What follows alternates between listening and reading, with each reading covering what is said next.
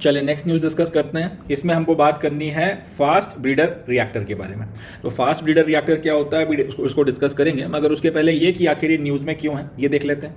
तो समाचार है, India's first prototype fast breeder reactor PFBR in तमिलनाडु's Kalpakkam is expected to be commission next year, nearly 2 years after it got the go ahead from the atomic energy regulator board, the nuclear regulator.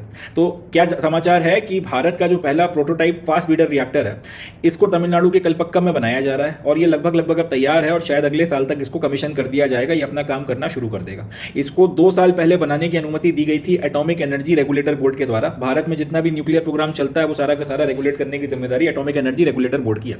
तो इन लोगों ने ultimately जो है 2 साल पहले go ahead दिया था आज 2023 में कि भाई तमिलनाडु के कल्पक्कम में आप ये फास्ट ब्रीडर रिएक्टर जो है इसका निर्माण करो। अल्टीमेटली वो बनकर तैयार है और लगभग तैयार है और अगले साल से वो कमीशन होकर अपना काम करना शुरू कर देगा। अब ये इंपॉर्टेंट क्यों है या फिर ये न्यूज अपने काम की क्यों है, तो उसका जवाब है, the commissioning of PFBR will mark second stage of India's 3-stage nuclear program that aims to recycle spent fuel to reduce the inventory of radioactive waste।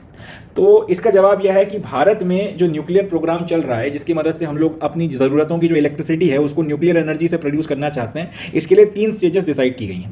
पहली स्टेज जो है वो अभी ऑपरेट कर रही है।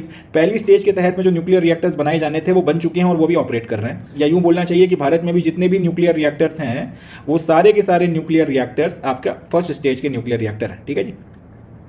सेकेंड स्टेज के न्यूक्लियर रिएक्टर्स की ज़रूरत हमको क्यों पड़ती है, उसके पहले हम एक बात समझते हैं। ये न्यूक्लियर रिएक्टर अपना काम कर रहे हैं और इन न्यूक्लियर रिएक्टर के काम से हमको एनर्जी मिलती है, वो इलेक्ट्रिसिटी वगैरह में हम लोग इस्तेमाल कर लेते हैं। मगर इस न्यूक्लियर रिएक्टर से निकलता है न्यूक्लियर वेस्ट, जो भी आप इसमें फ्यूल के तौर पर इस्तेमाल कर रहे हैं और बाकी सारी चीज़ें, तो काफ़ी रेडियो एक्टिव न्यूक्लियर वेस्ट निकलता है। इस रेडियो एक्टिव न्यूक्लियर वेस्ट को ठिकाने लगाना या फिर इसको आपका डिस्पोज ऑफ करना, वो अपने आप में एक टेढ़ी खीर है, वो अपने आप में और मुश्किल काम है। तो सेकंड स्टेज में हम लोगों की कोशिश ये है कि इस तरीके के रिएक्टर बनाए जाएं, इस तरीके के न्यूक्लियर रिएक्टर बनाकर तैयार कर लिए जाएं जिसमें ये जो पहली स्टेज के न्यूक्लियर रिएक्टर हैं उनसे निकला हुआ न्यूक्लियर वेस्ट जो है वो फ्यूल के तौर पर इस्तेमाल हो सके। बात को समझिएगा, भारत में ये डिसाइड किया गया है कि न्यूक्लियर एनर्जी का इस्तेमाल करने के लिए, ताकि हम अपनी एनर्जी की जरूरतों को पूरा कर सके, हम 3 स्टेजेस में अपना न्यूक्लियर प्रोग्राम लेकर चलेंगे। उसकी पहली स्टेज में जो न्यूक्लियर रिएक्टर बनने थे वो बनकर तैयार हो चुके हैं और वो अपना काम कर रहे हैं। अब ये न्यूक्लियर रिएक्टर अपने को जो भी एनर्जी वगैरह दे रहे हैं वो अपने को मिल रही है, मगर उनसे निकलता है न्यूक्लियर वेस्ट, जिसको डिस्पोज ऑफ करना अपने आप में बहुत टेढ़ी खीर है। तो सेकंड स्टेज में ऐसे न्यूक्लियर रिएक्टर्स को बनाया जाएगा या ऐसे न्यूक्लियर रिएक्टर्स को बनाने जाने की हमारी ख्वाहिश है जिसमें ये जो न्यूक्लियर वेस्ट निकला है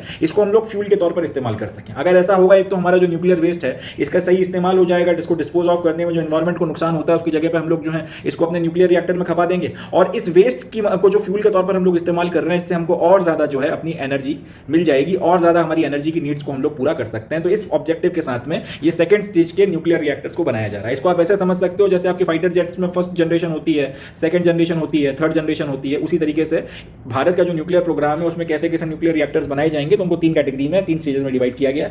पहली स्टेज के बना के तैयार किए जा चुके हैं, सेकंड स्टेज में जो बन रहे हैं उसमें ऐसे न्यूक्लियर रिएक्टर्स को बनाया जाएगा जिसमें पहली स्टेज के बने हुए जो न्यूक्लियर रिएक्टर्स हैं उसके वेस्ट प्रोडक्ट को हम लोग फ्यूल के तौर पर इस्तेमाल कर सकें। और वो जो सेकंड स्टेज के न्यूक्लियर रिएक्टर्स हैं उन्हीं का नाम है फास्ट ब्रीडर रिएक्टर। क्योंकि भारत में इस तरीके का पहला रिएक्टर बन रहा है तो एक तरीके का ये प्रोटोटाइप है, इसलिए इसको प्रोटोटाइप फास्ट ब्रीडर रिएक्टर जो है नाम दिया गया और शॉर्ट में PFBR बोला जा रहा है। तो इसकी कमीशनिंग क्यों इंपॉर्टेंट हो जाती है, इसके साथ में ही भारत का जो सेकंड स्टेज है 3 स्टेज न्यूक्लियर प्रोग्राम का वो चालू हो जाएगा, जिसमें रिसाइकल कर जो पहली स्टेज का आपका रेडियो एक्टिव वेस्ट है, आपके जो भी एग्जिस्टिंग न्यूक्लियर रिएक्टर्स हैं उनके रेडियो एक्टिव वेस्ट को हम लोग इसमें फ्यूल के तौर पर इस्तेमाल करेंगे।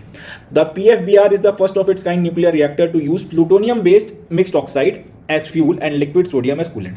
तो आपका जो अभी एग्जिस्टिंग रिएक्टर्स हैं उसमें यूरेनियम का इस्तेमाल फ्यूल के तौर पर होता है, यूरेनियम 235 को फ्यूल के तौर पर इस्तेमाल करते हैं। इसमें से जो वेस्ट प्रोडक्ट निकल कर आता है वो है प्लूटोनियम को फिर अल्टीमेटली जो भी प्रोसेसिंग वगैरह कर कराकर एक मिक्स्ड ऑक्साइड बनाई जाएगी, प्लूटोनियम बेस्ड मिक्स्ड ऑक्साइड बनेगी।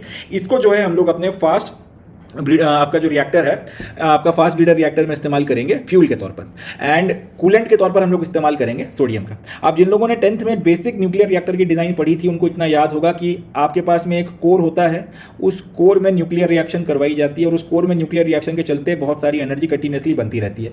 अब इस कोर के चारों तरफ में हैवी वाटर जो है उसको सर्कुलेट करवाया जाता है। हैवी वाटर जो सर्कुलेट होता है तो इस एनर्जी के साथ कॉन्टैक्ट में आने के चलते वो स्टीम में कन्वर्ट हो जाता है और हाई एनर्जी की स्टीम में कन्वर्ट हो जाता है। लेट्स से यहाँ से आ रहा है और यहाँ पे जा रहा है। तो ये हाई एनर्जी की जो स्टीम है इसकी मदद से फिर टरबाइन को चलाया जाता है, टरबाइन को हिट किया जाता है। ये टरबाइन फिर अल्टीमेटली हमको इलेक्ट्रिसिटी या फिर एनर्जी जो है वो दे देती है। बाद में फिर ये टरबाइन को हिट करवाने के बाद में जो हैवी वाटर है इसको ठंडा किया जाता है, स्टीम से इसको फिर वाटर के रूप में ट्रांसफॉर्म किया जाता है और उसको फिर जो है रिएक्टर में इस तरह से भेजा जाता है ताकि वो कोर में जो एनर्जी प्रोड्यूस हो रही है उसको फिर वापस लेकर आ सके।